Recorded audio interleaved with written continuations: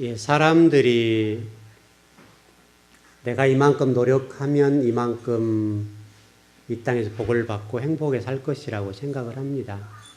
물론 그런 면이 있을 겁니다. 열심히 노력해야 됩니다. 그렇지만 내가 노력한다고 해서 내가 노력한 만큼의 복을 받을 수 있는 것은 또한 아닙니다. 열심히 사는 것은 귀하고 아름답습니다. 열심히 살아야 됩니다. 너무나도 게으르게 살아서는 살 수가 없습니다. 그러나 중요한 것은 열심히 사는 것은 귀하고 아름다운 것이지만은 열심히 산다고 반드시 좋은 결과를 얻는 것은 아니다. 이렇게 성경은 가르칩니다. 특별히 신앙인들에 있어서는 더욱더 그렇습니다. 그래서 여러분 신앙생활이라고 하는 것이 지혜가 필요하고 또 더 나아가서 하나님 말씀 속에서 어떤 복을 받는 방법에 관해서 원리를 터득하는 것이 굉장히 중요합니다. 성경 안에는 은혜를 받는 방법도 있겠지만은 복을 받는 방법도 다양하게 기록이 되어 있습니다. 그래서 성경에만 복을 받는 방법이 약 7,000가지 정도 됩니다. 굉장히 많습니다. 그걸 이루는 방법은 10,000가지가 넘습니다. 그러니까 성경에 관해 성경이 저와 여러분이 복을 받는 방법에 관련되어서 방법론적만 7,000가지라는 거예요. 7,000가지 정도 복을 받는 방법에 설명해 놨습니다. 그러니까 성경이 가르쳐준 이 원리를 벗어난 경우는 복을 못 받는다는 말이잖아요. 그래서 여러분 되도록이면 지혜를 가져야 되고 성경이 가르쳐주는 복의 원리를 여러분 터득한다고 하는 것은 굉장히 중요합니다. 그래서 여러분들이 어떤 성경적으로 보게 되면 복의 변천사 이렇게 얘기할 수가 있습니다. 특별히 우리가 이제 신약 시대를 살아가는데 구약 시대에 사는 성도들이 하나님의 복을 받는 방법과 또 신약 시대를 살아가는 성도들이 복을 받는 방법은 또 다릅니다.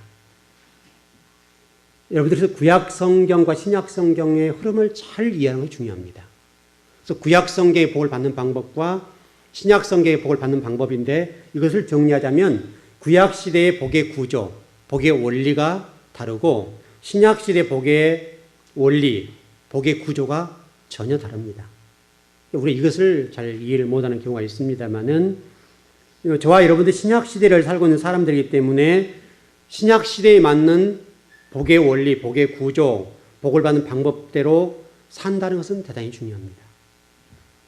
여러분 기독교가 복의 종교는 아닙니다. 또 복을 받기 위한 것도 아닙니다. 그러나 성도들 가운데에 하나님 복을 받아서 그 복을 가지고 하나님 나라를 세우는 데 있어서는 굉장히 중요합니다.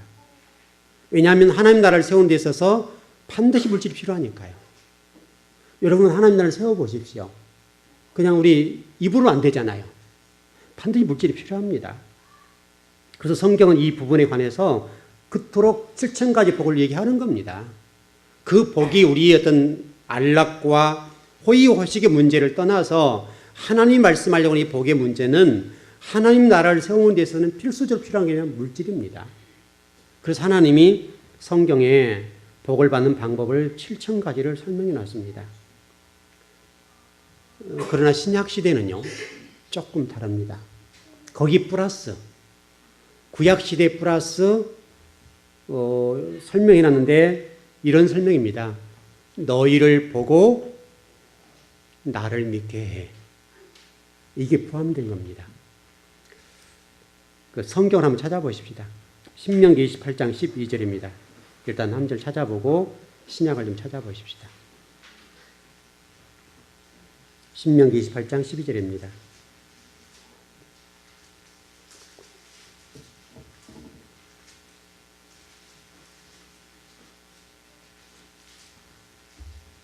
신명기 28장 12절입니다.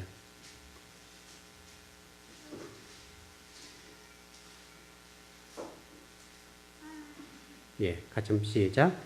여호와께서 너를 위하여 하늘의 아름다운 보고를 여시사 내 땅에 때를 따라 비를 내리시고 내 손으로는 모든 일에 복을 주시리니 내가 많은 민족에게 꾸어줄지라도 너는 꾸지 아니할 것이요. 여러분 잘 보십시오. 여호와께서 너를 위하여. 여러분 개인 말씀되길 바랍니다. 너를 위하여 하늘에 보물 창고를 놔뒀다. 근데 그것을 열어주겠다 이런 얘기잖아요. 한 절을 좀 더 찾아보시죠. 마태복음 11장 12절입니다.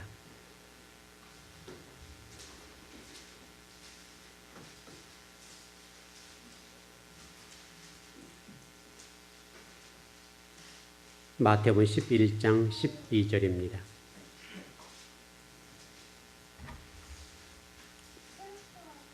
예, 시작. 세례 요한의 때부터 지금까지 천국은 침노를 당하나니 침노하는 자는 빼앗느니라. 물론 해석이 다양할 수 있습니다. 근데 이 본문의 말씀은 아주 이 시대에 중요합니다. 세례 요한의 때부터 지금까지 천국은 침노를 당하나니 침노하는 자는 빼앗느니라. 이렇게 되어 있습니다. 바로 여러분이 그 주인공이 되셔야 됩니다. 이 천국을 침노하는 일에 있어서 그럼 어떻게 침노할 것이냐 이 문제잖아요. 천국을 침노하라고 분명히 말씀하시는데 그러면 천국을 어떻게 우리가 침노할 수 있을까? 정리해 보면 이렇습니다. 하나님 나라를 위해서 기도하는 것과 헌신, 충성, 봉사, 희생, 여러분이 몸으로 하는 헌신, 기도로 하는 헌신, 또 하나님 나라를 위해서 전도를 한다든지 또 물질을 드린다든지 여러분이 정말 하나님 전을 위해서 쓸고 닦는 문제를 한다든지 어떻든 간에 어떤 문제든지 관계없이 여러분이 그 무엇인가를 통해서 여러분이 하나님 나라를 위해서 헌신해야 된다 이거예요. 이게 구약과 신약이 다른 면이에요. 구약은 하나님께서 그냥 이렇게 내려주십니다. 그냥 신약에는 저와 여러분들이 천국을 침노하는 것처럼 어떤 분은 기도로, 어떤 분은 충성으로, 헌신으로, 봉사로 또는 여러분 몸을 들여서 다양하게 그 일을 통해서 천국을 침노한다 이거예요. 천국이라고 하면 그냥 침노 안 되잖아요. 그러니까 여러분들이 어떤 기도하시는 분들은 열심히 기도하는 겁니다. 하나님 나라와 교회를 위해서, 성도를 위해서, 이 민족을 위해서, 교회를 위해서 열심히 기도하는 겁니다. 그 기도를 통해서 천국이 침노가 되는 거예요. 여러분 그게 복의 재료라는 겁니다. 그 일을 통해서 어떻게 하라는 거예요? 우리 갈라디아서 1장 24절에서는 이렇게 되어 있습니다. 나로 말미암아 하나님께 영광을 돌리라. 여러분 열심히 헌신하는 걸 통해서 누군가가 그걸 보고 야, 저분은 너무나 멋있다. 야, 저분은 정말 하나님 믿는데 참 기가 막히게 믿는다. 바로 그걸 통해서 여러분의 그 신앙의 모습을 보면서 누군가가 여러분들을 보면서 누군가에게 또 그걸 증거해 준다 이거예요. 그걸 듣는 순간에 하나님이 영광을 받으신다 이거예요. 하나님 영광 받으세요 이런 얘기가 아니라는 거예요. 믿지 않는 사람들 여러분을 봐도 정말 저 사람은 예수쟁이로서 정말 멋지게 믿는다. 내가 봐도 믿지 않는 사람이 내가 봐도 정말 예수쟁이다. 이렇게 고백을 해주는 그 자체가 뭐라는 얘기예요? 하나님께 영광이 된다. 그게 영광이에요. 그것이 영광이라는 겁니다. 여러분 기독교는 복을 받기 위한 종교는 절대로 아닙니다. 그러나 우리가 잊지 말 것은 하나님께 저와 여러분이 가난하게 사는 것 자체가 하나님께 기쁨이 되겠냐 이거예요. 하나님 보실 때에 저와 여러분이 가난하게 사는 것은 기쁨이 아닙니다. 원하지 않습니다. 부지런하게 살고 하나님에 의해서도 복을 받아서 멋지게 사는 것은 중요합니다. 그래서 우리가 가난하게 사는 것이 자랑할 수는 없습니다. 또 자랑일 수도 없습니다. 왜냐하면 하나님 나라의 건설에 있어서는 반드시 물질이 필요하니까요. 여러분 가정을 보십시오. 여러분 가정 당장 물질이 마른다 합시다. 그럼 어떻게 됩니까? 가정이 어렵게 돌아갑니다. 왜냐하면 이 세상에 반드시 필요한 것이 물질이잖아요. 하나님이 지금 우리들에게 오늘 이 주일을 맞이해서 하나님의 사람들이 제발 좀 충성, 봉사, 헌신, 희생이라고 하는 것들 어떻든 그 복의 재료를 가지고 천국을 침노해 주라는 거예요. 하나님 입장에서는. 그럼 하나님이 하늘 보물 창고를 갖고 계시는데 그걸 열어서 주시겠다는 거예요. 복을 주시는 분은 아버지입니다. 아버지가 주시지만 신약 시대에는 여러분이 이걸 침노를 하셔야 돼요. 이게 구약과 좀 다른 면이에요.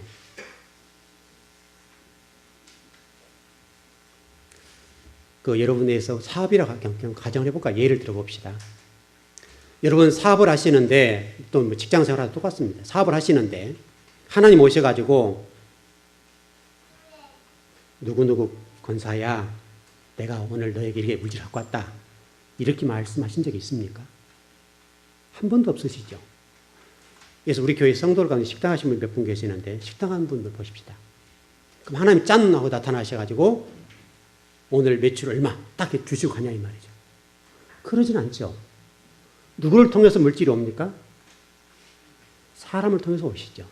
사람을 통해 물질이 오는데 물론 그 배경에 하나님 역사할 겁니다. 하나님 역사하실 것이면 분명한 사실은 사람들을 통해서 역사하신다는 거예요. 사람들 통해 역사하신다는 말은 중요한 말이에요. 사람 통해 역사한다는 말은 그 사람들로 하여금 물질이 올 수 있도록 해야 된다는 거예요. 제가 언젠가 이 말씀을 좀 드렸잖아요. 백화점에 가면 그 아름다운 아가씨들이라고 할까요? 어떤 표현을 하기도 그런데 제복을 입고 딱 서 있는 그 자매들이 여러분을 보고 인사하잖아요. 그럼 우리들은 어떤 착각을 하는가 하면 나를 이렇게 좀 높여주고 있는가 보다.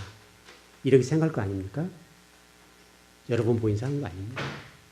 여러분 호주머니에게 인사하는 겁니다. 그걸 잊어보면 안 돼요. 여러분 만일 백화점에서 어떤 물건을 사놓고 당장 그것을 돈을 지불하지 않고 나온다 생각해 보세요. 당장에 경찰 옵니다. 왜냐면 CCTV가 다 돼 있잖아요. 그래서 여러분 그것을 자세히 보고 있는 사람이 있어가지고 만일에 물건을 훔치고 달아나게 되면 사람들이 신고를 해가지고 경찰이 금방 달려옵니다. 금방 경찰서 가야 돼요. 여러분과 관계없는 거예요. 호주머니 보고 얘기한다 이 말이에요. 호주머니 보고. 그래서 하나님은 헌신이랄지 충성이랄지 희생봉사랄지 기도랄지 다양한 걸 통해서 하나님 나라를 좀 침노해 줘서 하나님이 보물창고를 열어서 여러분들 하여금 하나님 나라를 할 수 있도록 하라는 거예요. 이해되셨죠? 여러분 지금 무슨 얘기인지 이해는 되는 거죠? 여러분 돈이 목적 지금 그거 설명하려고 하는 거 아니에요? 여러분들이 적어도 어떤 헌신, 충성, 봉사라는 또 기도라는 이런 천국을 침노할 수 있는 어떤 재료를 가지고 열심히 살아서 하나님 복을 받아서 좀 하나님 나라를 좀 하나님 일을 해보고 하나님을 세워가는 일에 있어서 한번 해보라는 거예요. 여러분 구원은 누구를 통해서 받습니까? 예수 그를 통해서 하나님 우리 구원해 주시죠. 그럼 물질이라고 하는 것은요. 사람을 통해 역사합니다. 그 뒤 배경은 하나님이 사시지만은 사람을 통해서 역사하신다는 거예요. 여러분 이거 잘 이해하셔야 됩니다. 잘못 이해하게 되면 이게 오해할 수가 있겠는데 여러분 복이라고 하는 것은 여러분의 행위를 통해서 하나님이 역사하십니다. 이걸 깨달으셔야 됩니다. 이걸 깨달으셔야 되고 이 일이 여러분들이 어떻게 헌신하고 봉사, 충성할 것이냐와 연관이 되는 거예요. 하나님이 교회를 주신 것은 예비하는 데 목적이 있고 그 예비하는 영혼들에게 물권을 주어서 하나님 나라를 세워가고 여러분을 통해서 다른 사람들이 아 예수쟁이들 저 사람들 보니까 정말 멋있네 라고 하는 얘기를 통해서 영광 받고 싶어 하시는 것이 아버지라는 거예요. 그 때로는 여러분 신앙생활에 문제가 생기고 어렵게 되면 하나님 가장 먼저 뭐를 치시나요? 물질부터 치잖아요. 바로 그 문제예요. 하나님과의 영적인 교류가 되고 영적으로 이런 부분들이 정리가 되어 있어야 된다 이 말이죠. 여러분들이 오늘 설교를 잘 이해하고 깨달으면 아마 여러분들이 상당히 많은 부분에 관해서 깨닫게 돼요. 제가 지금 어렵게 얘기하는 건 아니죠. 쉽게 좀 설명을 드리는 건데 여러분이 오늘 설교를 잘 이해하고 들어서 여러분이 제발 하나님이 여러분을 통해서 하나님 나라를 세워갈 수 있도록 그 여러분이 하나님 나라 헌신, 충성, 봉사, 헌신이라는 또 기도라는 다양한 어떤 복의 재료, 천국을 침다는 그 재료를 통해서 하나님이 하늘의 보고를 여시고 창고를 열어가지고 하나님 나라를 세워가는 데 있어서 여러분 주인공을 삼도록 하시라는 거예요. 여러분이 좀 물질이 많아서 여유 있게 일하는 것이 나쁜 건 아니죠. 절대 나쁘지 않습니다. 내 영광과 내 어떤 부귀영화를 위해서 산다고 한다면 그것이 잘못될 수 있지만은 하나님께 저와 여러분에게 물질을 주셔서 그 물질을 가지고 하나님 나라를 세워가는 데 쓰임받도록 한다고 한다면 그건 아름다운 거잖아요. 여러분 당장에 물질이 메말라 보세요. 당장 한숨 나온다고요. 여러분 가정 경제가 돌아가는 데 있어서 당장 힘들어진다고요.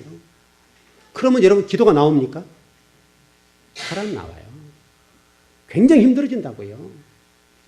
그래서 물질은 반드시 있어야 됩니다. 물질이 있는 것이 죄는 아닙니다. 기독교가 물질을 위한 종교는 아니지만은 그러나 물질은 반드시 필요합니다. 그러나 여기에 있어서 아주 중요한 문제는 영적인 문제가 필요하다는 거예요. 영적인 문제가 걸려버리게 되면 이 복의 문제는 정리가 안 되는 거예요. 그래서 많은 기독교인들도 믿지 않는 사람도 마찬가지이지만은 그래서 믿지 않는 어떤 부모가 믿는 부모가 계시고 믿지 않는 자녀가 있다 합시다. 자녀를 열심히 살아갑니다. 부모는 뭐합니까? 지금 내 자식들 구원을 위해서 기도하고 있죠. 기도하고 있기 때문에 여러분 사도행전 말씀과 같이 주 예수를 믿어라. 그러면 너와 내 집이 구원을 받는다라고 되어 있잖아요. 그렇기 때문에 하나님께서 역사하실 거 아니에요. 그런데 이 자식은 모르는 거예요. 이 자식은 하나님 부르고 계신다는 사실을 모르기 때문에 하나님과 전혀 관계없이 사는 거예요. 근데 문제는 여기에서 영적인 문제가 걸려있기 때문에 어떤 부모님은 계속해서 이 아들들을 위해서 기도하고 이 자식들은 지금 내 마음대로 살아간단 말이죠. 그러면 이 문제가 정리가 되냐고요. 하나님 복과 은혜라고 하는 것들이 통로가 열려서 내려오냐 이 말이죠. 안 된다고요. 그 하나님께 부르는 방법이 뭐예요? 사업을 막아버리는 거예요. 사업을 막아서 물질을 막아버리는 거예요. 뭐 하라는 얘기예요? 하나님 앞에 손 들고 와라 이 말이잖아요. 그래야 모든 게 형통해져요. 근데 사람들이 내가 열심히 하면 된다고 생각하기 때문에 내 방법대로 한단 말이죠. 그럼 결국은 굉장히 어려운 쪽으로 가게 돼 있어요. 근데 이걸 모르는 거예요. 이걸 모르는 거예요. 적어도 우리 즐거운 교회 성도를 오늘 공부한 여러분들은 이 문제로 문제가 걸려서 하나님 역사하시는 일에 있어서 그 역사에 문제가 생기지 않길 바랍니다. 아주 중요해요, 여러분. 그래서 여러분 사도행전 뭡니까? 마태복음 11장 12절에서는 제발 좀 너희들이 창고를 좀 침노해 주라. 침노해 주라. 신약시대에 살아는 성도들이 기도라는 침노의 무기가 있잖아요. 또 헌신, 충성, 봉사. 다양한 방법으로 창고를 침노할 수 있는 재료를 주셨잖아요, 우리에게. 그 재료를 가지고 창고를 침노해 주라는 거예요. 근데 여러분은 그것은 하셔야 돼요. 그래 하나님 마음이 감동이 되고 하나님 역사할 수 있는 이 일이 열린단 말이에요. 예를 들어서 제가 여러분 강단에서 여러분 성도들 사업장과 여러분들을 위해서 기도합니다. 매일 아침마다 여러분 가정 사업장을 기도합니다. 제가 열심히 기도합니다. 중요한 일입니다. 그렇지만 여러분들이 제가 기도하는 기도를 받을 만한 준비가 되어 있지 않거나 복을 받을 만한 그런 재료로 준비되어 있지 않는 경우들은 어찌 보면 이루어지지 않는다고요. 어찌 보면. 목회자는 안타깝게 기도하는 것이죠. 예를 한번 들어보겠습니다. 야곱이 죽으면서 12 아들들에게 유언과 축복 기도를 했죠. 아주 중요합니다. 적어도 한 가지 우리가 지금 오늘 이 시간 예배를 드리면서 야곱을 보면서 12 아들들에게 축복할 수 있는 자리에 있었다는 사실이 여러분 그걸 좀 배우셔야 됩니다. 내가 축복했을 때 그 축복이라고 하는 것이 내 자식들에게 그대로 갈 수 있을 만큼의 영적인 상태, 그건 가지고 계셔야 됩니다. 여러분들이 아무런 준비 없이 하나님 앞에 헌신, 충성, 봉사하지 않고 여러분 자녀에게 하나님 내 자식을 축복합니다 라고 했을 때 축복이 되겠냐고요. 그래서 여러분 야곱을 보면서 아 야곱은 참 부러운 사람이네 라고 할 것이 아니라 여러분이 야곱이 되셔야 됩니다. 여러분이 야곱이 되셔야 돼요. 야곱처럼 영성적인 측면에서 내 자식에게 축복했을 때에 하나님의 그 기도를 받으셔서 그 기도대로 될 수 있는 그거는 갖고 계셔야 됩니다. 혹시 지금까지 그 일을 못 하셨다고 한다면 지금부터라도 야곱처럼 축복할 수 있는 자리이길 바랍니다. 여러분, 야곱이 창세기 48장 49장에서 12아들들에게 축복했습니다. 놀라운 사실은 그 축복의 말씀이 400년 후에 그대로 다 이루어졌습니다. 여러분, 성경을 한번 읽어보십시오. 400년 후에 야곱이 기도하는 대로 됐습니다. 기도하는 대로. 처음부터 야곱이 이런 축복의 사람이 되었던 것은 아니고요. 아마 여러분, 야곱의 모습은 어찌 보면 우리가 세상 속에서 한번 살아보겠다 몸부림치는 어떤 유의 사람들과 똑같습니다. 그래서 여러분, 야곱이 이런 기도하죠. 내가 130년 동안에는 어떻게 살았다고요? 험악한 인생을 살았습니다. 험악한 인생을 살았다는 말은 무슨 얘기냐면 세상에서 하나님 방법과 원리를 살지 아니하고 말씀대로 살지 아니하고 내 방법도 살아보니까 어려웠다 이 말이잖아요. 굉장히 어려웠어요. 그래서 내가 험악하다. 험악한 세월을 살았다는 거예요. 여러분, 전형적으로 어떤 창세기 모습이잖아요, 이게요. 또 이 세상 사람들이 모습이고요. 그러나 이 야곱이 요셉의 역사하시는 하나님을 보았단 말이죠. 요셉을 통해서 역사하시는 하나님을 보는 순간부터서 인생이 바뀌어요. 신앙관이 바뀌어요. 그리고 비로소 신앙의 본질을 깨닫고 12아들을 축복합니다.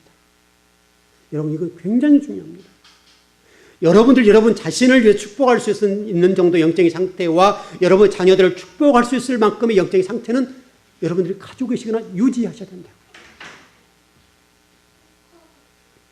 여러분이 기도하는 내용이 기도로 그치지 않고 그 기도가 열매로 맺는 정도의 신앙의 상태는요, 엄청난 겁니다.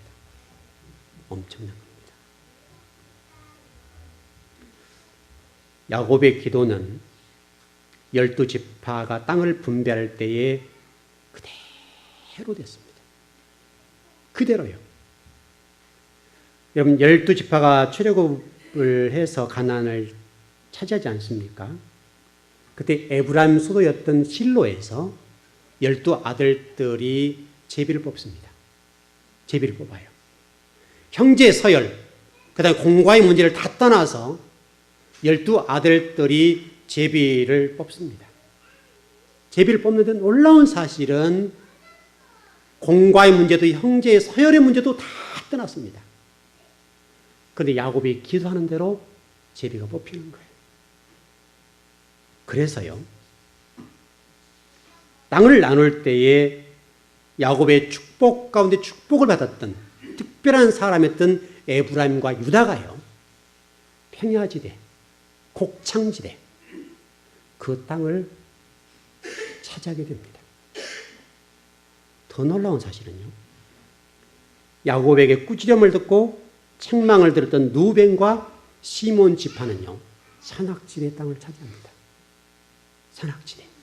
여러분, 산악지대와 평야지대는 확실히 다르잖아요.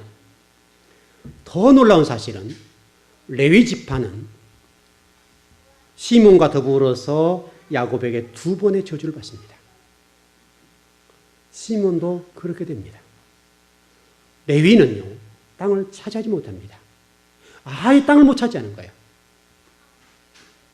이게 여러분, 부모의 신앙이 얼마나 중요한지, 야곱이 축복한 대로 된다는 사실을 여러분들이 인지한다 한다면 여러분이 기도 한마디, 여러분들이 기도할 수 있는 그 유치, 내 기도가 하나님 앞에서 그 들으시고 자녀에게 그대로 이루어지신 정도의 기도의 상태, 영적 상태를 여러분 유지한다고 하는 것은 대단히 중요한 문제입니다.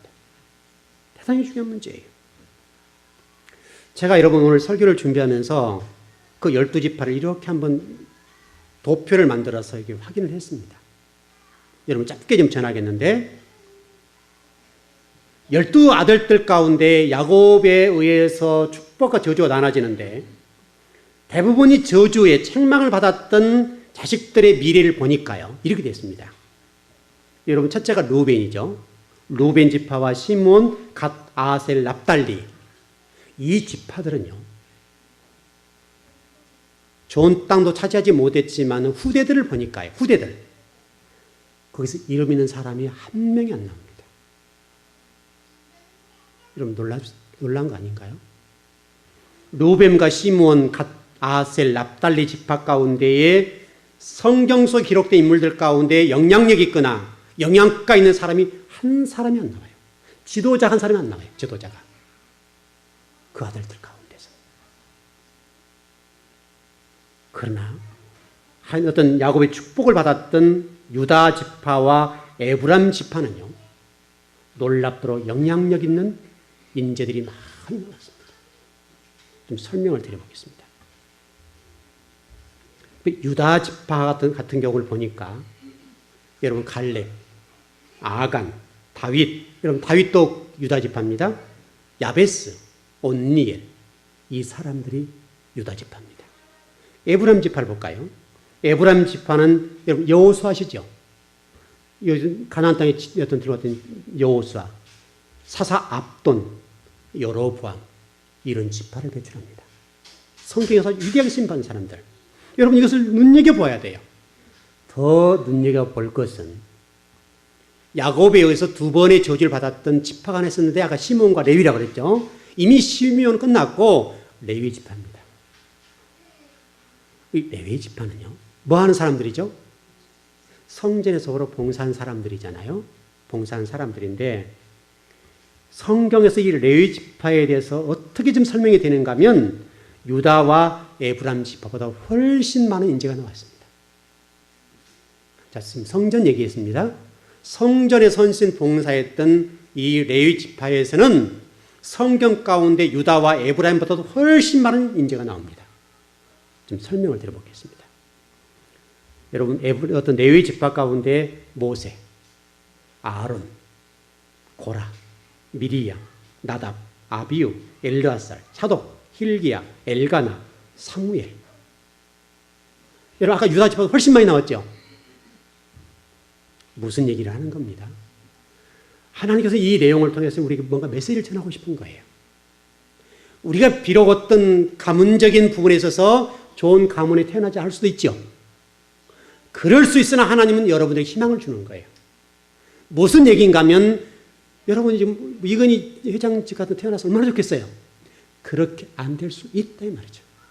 그러나 그 불구하고 여러분들이 먼저 영적인 부분에 관해서 하나님 앞에 인정을 받는 사람, 그런 지파가 되거나 사람이 된다고 한다면 그 후손들에 관해서 가문과 관계없이 복을 준다는 거예요.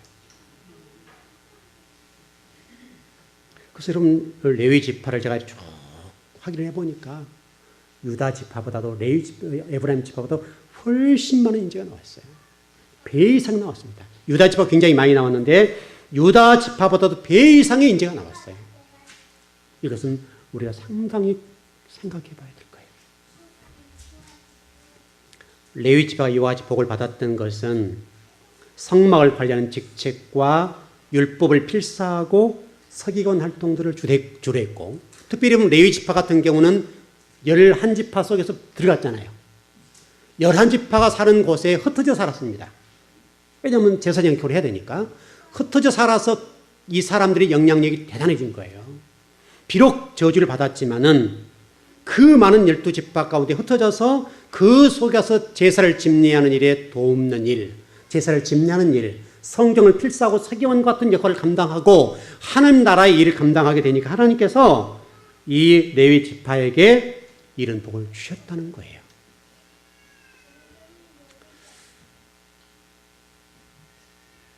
여러분 가운데 이런 질문이 있을 거예요. 목사님, 제가 헌신을 해봤는데요, 안 되던데요. 이렇게 얘기할 수 있습니다. 여러분, 그 문제는 하나님 맡기십시오. 그건 과정의 문제입니다. 과정의 문제라는 사실을 잊지 마십시오. 한 사람을 소개합니다. 여러분, 요셉을 보십시다. 요셉은 감옥에 있을 때 어려움을 겪었고 정말 참 곤욕스러웠습니다. 죄가 없었잖아요. 감옥에 갔습니다. 여러분 굉장히 힘든 일이 아닙니까? 근데 오늘 밤까지 감옥에 있었는데 요셉은 내일 국무총리 대신이 되는 사실을 전혀 몰랐습니다. 이 문제입니다. 여러분이 하나님 나라를 위해서 천국을 침노하는 자라고 했는데 그 침노하는 일이 언제 끝날지는 모릅니다. 그러나 오늘 저녁 딱 넘어가는 순간 요셉이 애굽의 국무총리가 될 줄은 몰랐단 말이죠. 이와 같이 헌신하고 충성, 봉사, 희생, 기도라는 이런 무기를 통해 산업의 헌신, 충성, 봉사하게 되면 어느 날 갑자기 이 문제를 팍 터진다는 거예요. 과정의 문제예요. 그러니까 여러분 끝까지 이 문제를 가지고 천국을 침노하길 바랍니다. 여러분 다니엘을 보십시오. 다니엘을 보십시오. 다니엘이 이러면 어디 들어갔습니까? 사자굴 속에 들어갔습니다. 모든 사람이 다니엘을 봤을 때 이미 죽은 거예요. 그 어려운 과정을 겪었습니다. 신앙을 증명해 보였습니다. 그래서 성경은 여기에 대해서 뭐라고 설명을 하는가 하면 박사 중에 박사. 성경이 분명히 박사 중에 박사로 높여주십니다. 이 문제예요. 여러분 과정 중에 있는 성도들은 실망하지 마시고 요셉이나 다니엘과 같은 분을 보면서 천국을 침노하십시오. 그렇게 되면 그 전날까지도 모르던 어떤 문제가 복으로 역사되어서 놀랍도록 하나님 역사해 주실 겁니다. 바로 그 문제예요. 그래서 성경이 그 다양하게 이런 복에 관련돼서 설명을 해놨단 말이에요. 설명을. 누가복음 18장 1절에서 8절의 말씀을 보니까요. 영적 메시지를 말씀을 해주시는데 거기서 지금 누가복음 18장에서는 이런 설명을 하는 거예요. 하나님 입장에서 말씀하는 겁니다. 내가 너를 도와줄 수밖에 없는 상태로 만들어놔. 하나님께서 저와 여러분들에게 도와줄 수밖에 없는 환경을 만들어 놓으라는 거예요. 영적 상태를 만들어 놓으라는 거예요. 그러면 하나님이 복을 주실 수밖에 없다는 겁니다. 계시록 20장 4절에서도 동일한 말씀을 합니다. 하나님께서 저와 여러분을 인정해 주실 수밖에 없도록 인생을 살아놓으라는 거예요. 똑같아요, 여러분 성경이. 그래서 살아놓으라는 거예요. 그래 여러분 이 영적인 원리를 듣고 깨닫고 알았으면 그 말씀대로 사셔야 됩니다. 근데 놀라운 사실 여러분들을 평가할 수가 없잖아요, 지금. 내가 도대체 지금 어디까지 와 있는지를 모른단 말이죠. 근데 성경이요, 요한 3서 11절에서 11절 보니까 이렇게 설명해 놨습니다.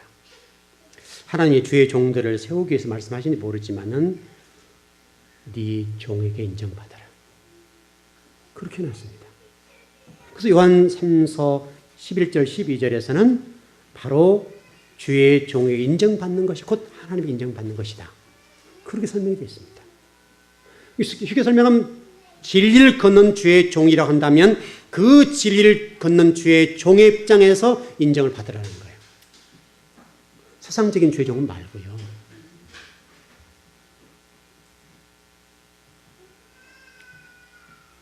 결국은 지금 내가 오늘 어떻게 살 것이냐의 문제는 10년 후, 20년 후, 30년 후의 열매입니다.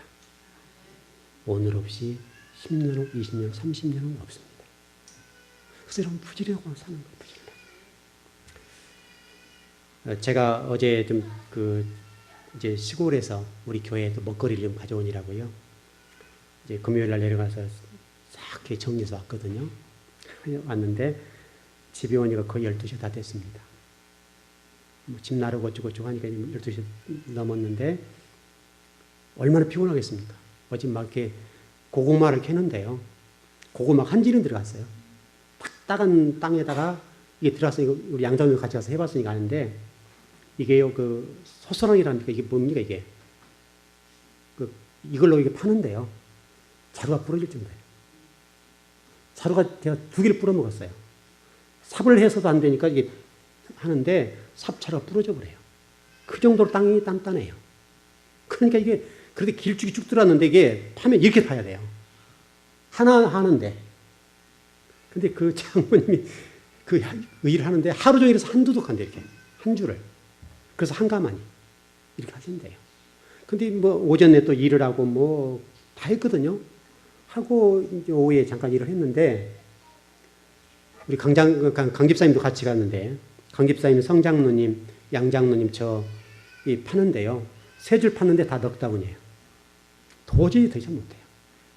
근데 더 센 사람들이 올라왔어요. 그 딸들이 올라왔는데요. 그 남자를 붙잡아가지고 일을 시켜 먹었어요. 이미 땀을 너무 흘려가지고 할 수가 없어요. 할 수가. 그래서 강장님 일 잘하시니까 강 집사님 일 잘하는 거 잘하시죠? 일 잘하거든요. 근데 도저히 못하겠대요. 뭐 땀을 비워도 쏟았으니까요. 근데 더 센 여성분들이 올라오셔가지고 남자들 일 시켰는데 나머지 일을 하고 올라왔습니다. 그 6시간 일을 했는데 일을 하고 올라오니까 여기 오니까 12시 다 된 거예요. 근데 저는 못 자요. 이제 우리 집사람 들어누워서 힘들게 자자고 그러는데 저는요 주의 종이잖아요. 힘들어도 말씀 붙잡고 씨름을 하는 겁니다. 또 밤새도록 오늘 어떻게 말씀을 전해야 될 것인지 이미 제가 설교 다 준비해 놓고 왔습니다. 다 정리해 놓고 내려갔었습니다. 여러분 그게 주의 종인 거예요. 주의 종은 그렇게 가능한 거예요. 적어도 여러분들이 그러한 정도의 정성은 필요하다는 거죠. 하나님 나라와 의를 위해서 저와 여러분들이 하나님 앞에 어떤 무기를 통해서 어떤 재료를 가지고 침노를 하라는 거예요.